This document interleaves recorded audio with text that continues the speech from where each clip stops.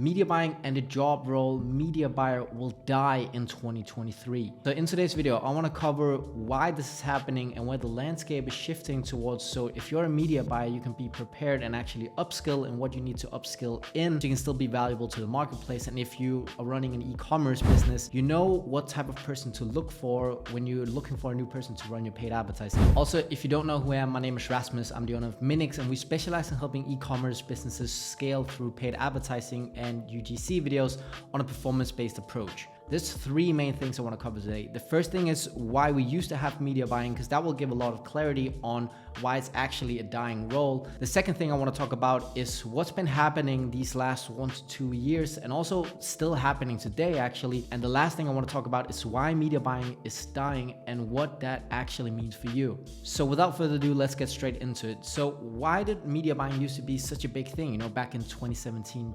2018? Well, for starters, things just weren't as smart as they are today. They were actually quite bad. So for example, Google, they didn't used to be as good as actually automating all the work for us in terms of like automated bidding and all these like bidding strategies and doing a lot of the heavy lifting for us. And the same thing with Facebook, before we had CPO campaigns, even before we had the conversion API, Facebook just weren't as smart as it is today in actually finding out which people to show our ads to that would have the biggest impact on our business. So 4, 5, 6 years ago, it was much more just about finding the right audience on platforms like Facebook because the competition just weren't as big. Generally, back in the day, the exposure you would be getting from just running ads would be enough in itself to generate purchases and just have the customers flood in.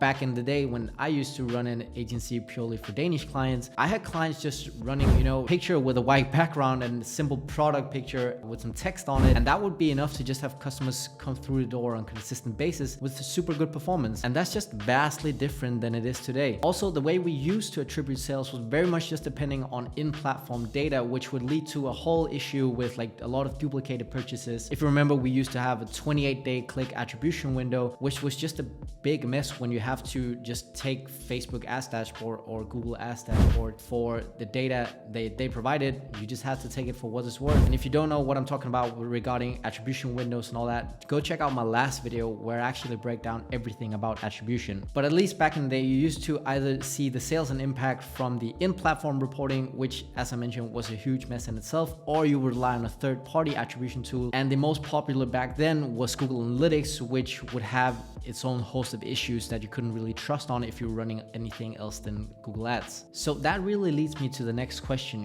what's happening today? What's changing? And to give you like the short answer, it's all just gotten a little bit smarter, or honestly, it's gotten a lot smarter. So what's been happening these past few years is that Facebook, for example, has rolled out their Advantage Plus campaigns and Google Analytics rolled out their Performance Max campaigns. And at least for our clients, they seem to just be crushing it across the board. So if you've never dabbled with Performance Max campaigns or Advantage Plus campaigns on Facebook, then basically what it is, it's a campaign format where you just upload a bunch of creatives and then Facebook and Google will do the targeting and they will do the whole media buying for you. So you don't even have to do anything. So in essence, they've gotten so smart that they can do the actual role of the traditional media buyer. And that's definitely one of the major reasons why media buying in and of itself is a dying art, it's a dying job role. And besides that, the last 12 to 24 months, we've had TikTok, just absolutely come out of nowhere with their ad platform. Everyone just kind of collectively agreed that the TikTok ad format or the TikTok video format was just the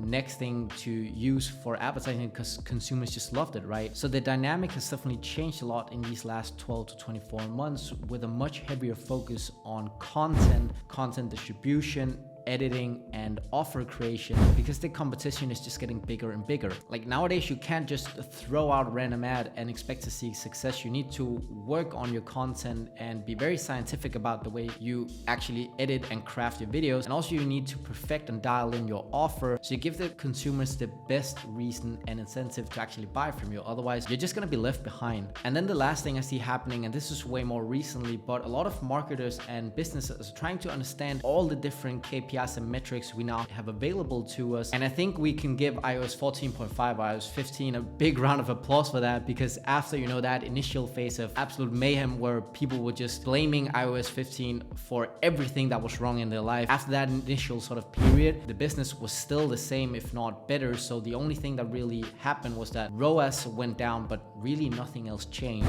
And as a little side note to this, ROAS wasn't and still is not to this day being underreported for 80% of businesses out there. It's only gotten more correct and better, to be honest, because you don't have a 28-day click attribution window. So now you get a way more accurate representation of what your ads are actually contributing to. Anyways, now we have all these fancy attribution tools at our disposal to navigate us, and with people, you know, starting to trust ROAS less and less as time goes by, they're starting to look at different metrics outside of just ROAS and, you know, looking into, okay, what's our NCPA, what's our lifetime value, what's our first to second order time frame. And these are also things I've talked about on the channel before, and it's good to see people, you know, starting to question things and not relying on just traditional metrics that they used to look at to determine success, because there's a whole other discussion than just ROAS to, you know, how do you actually scale a business and, you know, what actually matters in the P&L for a business. So let's try and answer the main question in this video. Why is media buying dying?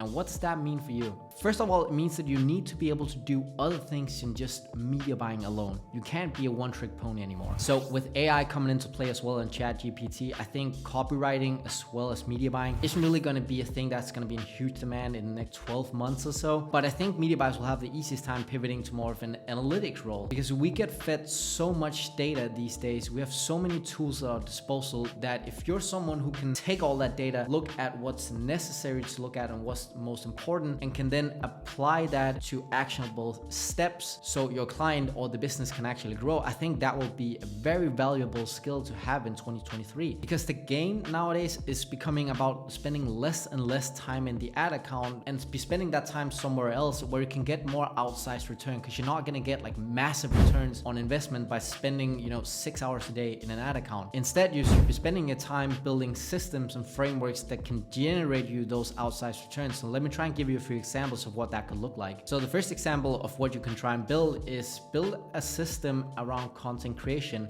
So building systems that allows you to automate content production from, you know, current customers and also outside content creators, because the people who are trying to win with paid ads in 2023 and going forward will be the ones that can push out the most content and test the most amount of angles. The second thing I would advise you to get better at is getting better at making offers and implementing systems that allows you to turn out more products faster. So having a high velocity on new product output, because the better you can be at figuring out what the market actually wants and what your customers want, and also how to package that nicely, will help you so much in attracting new clients, but also upselling your existing clients and really focusing on dialing in that lifetime value of your customer. So what I would recommend is that you read 2 books. I would recommend you read $100 Million Offers by Alex Hormozi, and I would recommend you read Ready, Fire, Aim by Michael Masterson. And those 2 books alone should teach you around 80 to 90% of what you need to know around making offers, but also the importance and what products you should be focusing on making for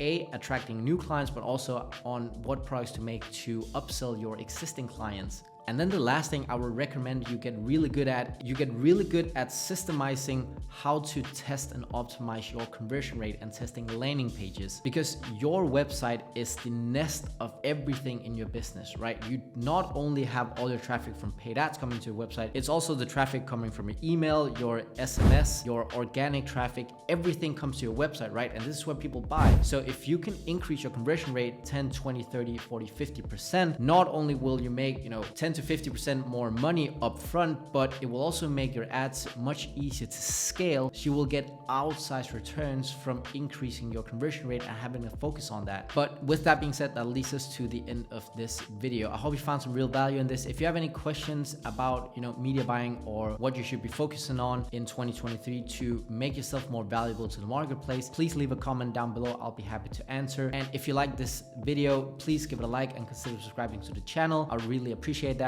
And yeah, I'll see you in the next video. Bye.